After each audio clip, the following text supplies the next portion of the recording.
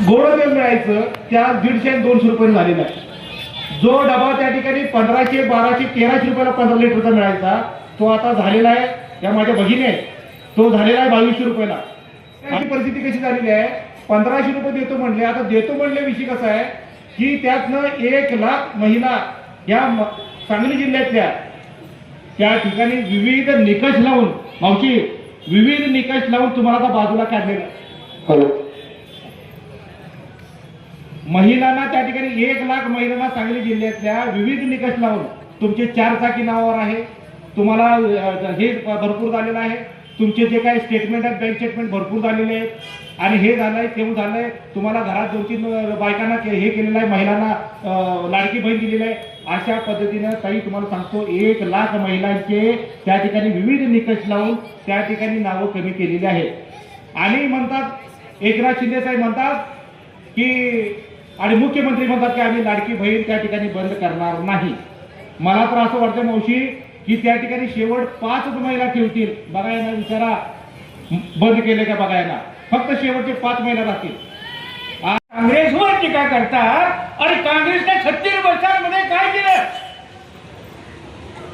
अरे काँग्रेसने 70 वर्षात काय केलेलं आहे हे सांगा. या मतदारसंघात सांगली खासदारांच्या अतिशय जवळ असणारे हे गाव परंपरेनं काँग्रेसचा बालेकिल्ला म्हणून ओळखलं जातं. या गावातून आपण पूजा एरके यांना व मंजुश्री गाडगे यांना प्रचंड बहुमतानं मतदान करायचे आणि त्यांना निवडून आणायचे ही जबाबदारी एवढीच विनंती करू. मला विश्वास आहे की ह्या ठिकाणी तुम्ही आम्हाला निवडून देणार आहे, पण मला एक टार्गेट आहे की ह्या मतदारसंघाच्या प्रत्येक गावात काँग्रेस लीड गेली. जशी लोकसभेला माधवनगर लीड आहे, कर्नाळ लीड आहे, बुधगाव लीड आहे, अशी फसवणूक करून आपली पुढची पिढी बर्बाद केली जाते. या सरकारला कुठेतरी एक चपराक देणं गरजेचं आहे.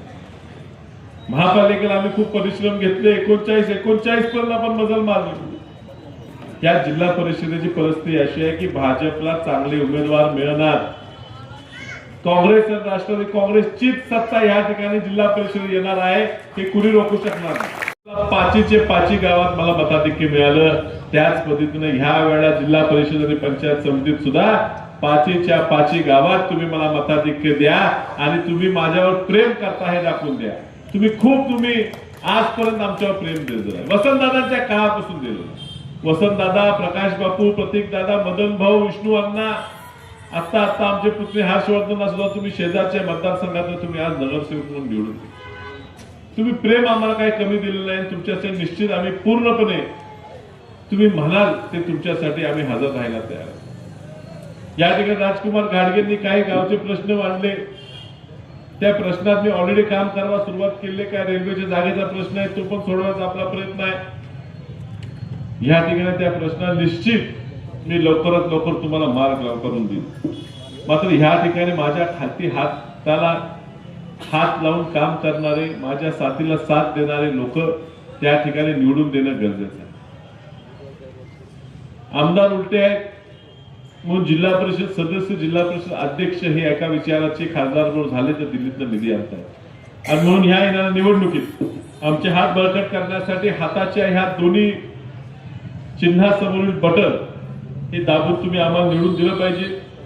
वंचित बहुजन आघाडीचे बाळासाहेब आंबेडकरांनी सुद्धा या ठिकाणी पाठिंबा आपल्याला जाहीर केला. शिवसेना आपल्या महाविकास आघाडीत आहेतच.